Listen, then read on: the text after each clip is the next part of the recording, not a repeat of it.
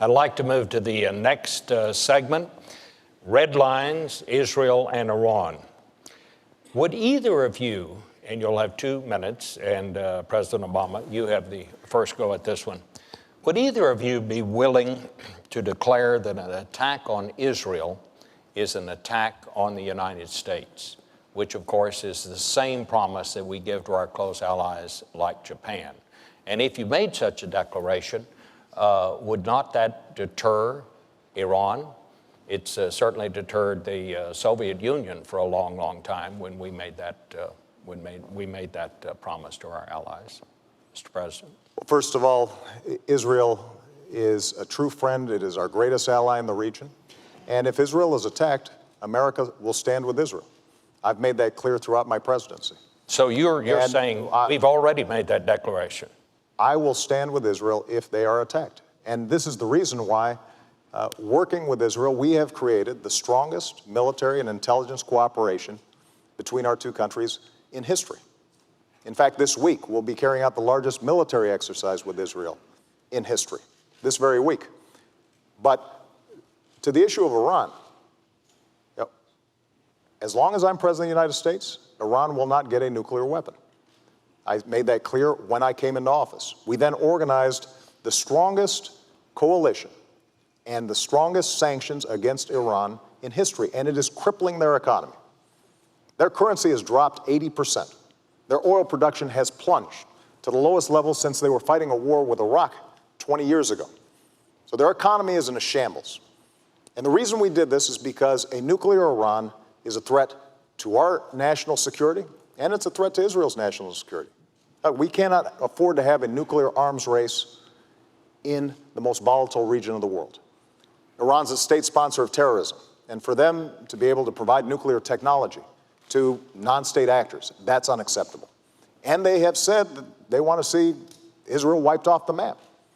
So the work that we've done with respect to sanctions now offers Iran a choice. They can take the diplomatic route and end their nuclear program, or they will have to face a united world and a United States president, me, who said we're not going to take any options off the table. The disagreement I have with Governor Romney is that during the course of this campaign, he's often talked as if we should take premature military action. I think that would be a mistake, because when I've sent young men and women into harm's way, I always understand that that is the last resort, not the first resort. 2 minutes. Well, first of all, I want to underscore the same point the President made, which is that if I'm President of the United States, when I'm President of the United States, we will stand with Israel. And if Israel is attacked, we have their back, not just diplomatically, not just culturally, but militarily. That's number one. Number two, with regards to Iran and the threat of Iran. There's no question but that a nuclear Iran, a nuclear-capable Iran, is unacceptable to America. It presents a threat not only to our friends, but ultimately a threat to us, to have Iran have nuclear material, nuclear weapons that could be used against us or to be threatening to us. It's also essential for us to understand what our mission is in Iran, and that is to dissuade Iran from having a nuclear weapon through peaceful and diplomatic means. And crippling sanctions are something I called for 5 years ago when I was in Israel speaking at the Herzliya conference. I laid out 7 steps. Crippling sanctions were number one, and they do work. You're seeing it right now in the economy. It's absolutely the right thing to do to have crippling sanctions. I'd have put them in place earlier, but it's good that we have them. Number two, something I would add today is I would tighten those sanctions. I would say that ships that carry Iranian oil can't come into our ports. I imagine the EU would agree with us as well. Not only ships couldn't, I'd say companies that are moving their oil can't, people who are trading in their oil can't. I would tighten those sanctions further. Secondly, I'd take on diplomatic isolation efforts. I'd make sure that Ahmadinejad is indicted under the Genocide Convention. His words amount to genocide incitation. I would indict him for it. I would also make sure that their diplomats are treated like the pariah they are around the world, the same way we treated the apartheid diplomats of South Africa.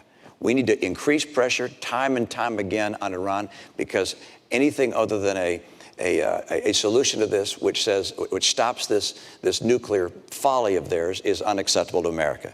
And of course, a military action is the last resort.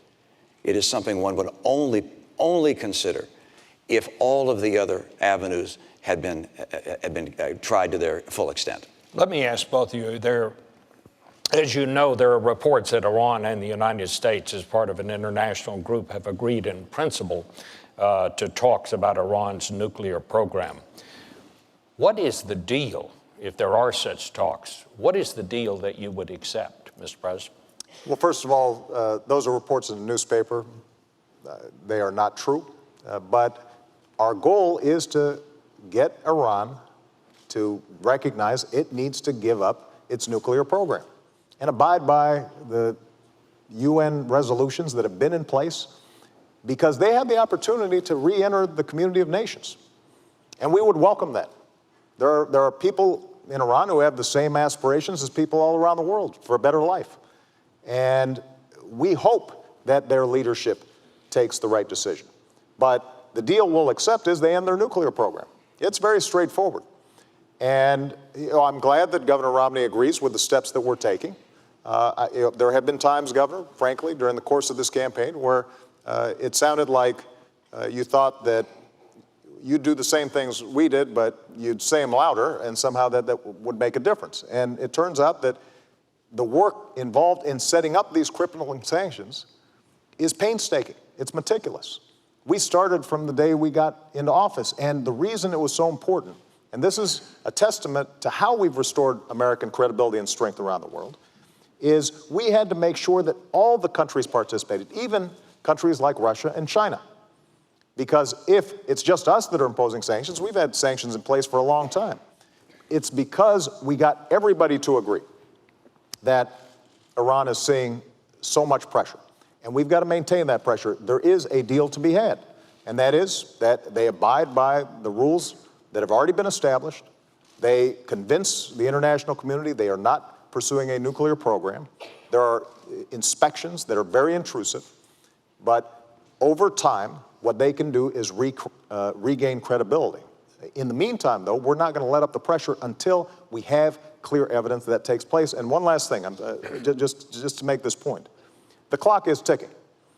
We're not going to allow Iran to perpetually engage in negotiations that lead nowhere. And I've been very clear to them. Because of the intelligence coordination that we do with a range of countries, including Israel, we have a sense of when they would get breakout capacity, which means that we would not be able to intervene in time to stop their nuclear program. And that clock is ticking. And we're going to make sure that if they do not meet the demands of the international community, then we are going to take all options necessary to make sure they don't have a nuclear weapon. Governor. I think from the very beginning, one of the challenges we've had with Iran is that they have looked at this administration and felt that the administration was not as strong as it needed to be. I think they saw weakness where they had expected to find American strength. And I say that because from the very beginning, the president in his campaign some 4 years ago said he'd meet with all the world's worst actors in his first year. He'd sit down with Chavez and Kim Jong-il, with Castro, and with President Ahmadinejad of Iran. And I think they looked and thought, well, that's an unusual honor to receive from the President of the United States. And then the President began what I've called an apology tour of going to various nations in the Middle East and criticizing America. I think they looked at that and saw weakness. Then when there were dissidents in the streets of Tehran, a green revolution, holding signs saying, "Is America with us?" the President was silent. I think they noticed that as well. And I think that when the President said he was going to create daylight between ourselves and Israel, that they noticed that as well. All of these things suggested, I think, to the Iranian mullahs that, hey, we can keep on pushing along here. We can keep talks going on, but we're just going to keep on spinning centrifuges. Now there are some 10,000 centrifuges spinning uranium, preparing to create a nuclear threat to the United States and to the world. That's unacceptable for us, and it's essential for a president to show strength from the very beginning, to make it very clear what is acceptable and not acceptable. And an Iranian nuclear program is not acceptable to us. They must not develop nuclear capability. And the way to make sure they understand that is by having from the very beginning the tightest sanctions possible. They need to be tightened. Our diplomatic isolation needs to be tougher. We need to indict Ahmadinejad. We need to put the pressure on them as hard as we possibly can. Because if we do that, we won't have to take the military action. Bob, let me just respond. nothing Governor Romney just said is true, starting with this notion of me apologizing. This has been probably the biggest whopper that's been told during the course of this campaign. And every fact checker and every reporter who's looked at it, Governor has said this is not true. And when it comes to tightening sanctions, look, as I said before, we've put in the toughest, most crippling sanctions ever. And the fact is, while we were coordinating an international coalition to make sure these sanctions were effective, you were still invested in a Chinese state oil company that was doing business with the Iranian oil sector. So I'll let the American people decide, judge, who's going to be more effective and more credible when it comes to imposing crippling sanctions. And with respect to our attitude about the Iranian Revolution, I was very clear about the murderous activities that had taken place, and that was contrary to international law and everything that civilized people stand for. And so the strength that we have shown in Iran is shown by the fact that we've been able to mobilize the world. When I came into office, the world was divided. Iran was resurgent. Iran is at its weakest point economically, strategically, militarily than in many years. And we are going to continue to keep the pressure on to make sure that they do not get a nuclear weapon. That's in America's national interest, and that will be the case so long as I'm president. We're 4 years closer to a nuclear Iran. We're 4 years closer to a nuclear Iran.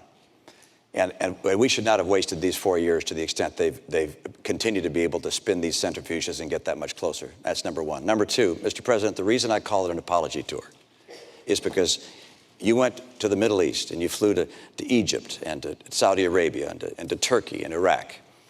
And by the way, you skipped Israel, our closest friend in the region. But you went to the other nations. And by the way, they noticed that you skipped Israel. And then in those nations, and on Arabic TV, you said that America had been dismissive and derisive. You said that on occasion, America had dictated to other nations. Mr. President, America has not dictated to other nations. We have freed other nations from dictators. Bob, let me respond. If we're going to talk about trips that we've taken, when I was a candidate for office, first trip I took was to visit our troops. And when I went to Israel as a candidate, I didn't take donors. I didn't attend fundraisers. I went to Yad Vashem, the Holocaust Museum there, to remind myself the nature of evil and why our bond with Israel will be unbreakable. And then I went down to the border towns of Sderot, which had experienced missiles raining down from Hamas. And I saw families there who showed me where missiles had come down near their children's bedrooms. And I was reminded of what that would mean if those were my kids, which is why, as president, we funded an Iron Dome program to stop those missiles. So that's how I've used my travels when I travel to Israel and when I travel to the region. And the central question at this point is going to be who's going to be credible to all parties involved. And they can look at my track record, whether it's Iran sanctions, whether it's dealing with counterterrorism, whether it's supporting democracy, whether it's supporting women's rights, whether it's supporting religious minorities, and they can say that the President of the United States and the United States of America has stood on the right side of history. And that kind of credibility is precisely why we've been able to show leadership on a wide range of issues facing the world right now.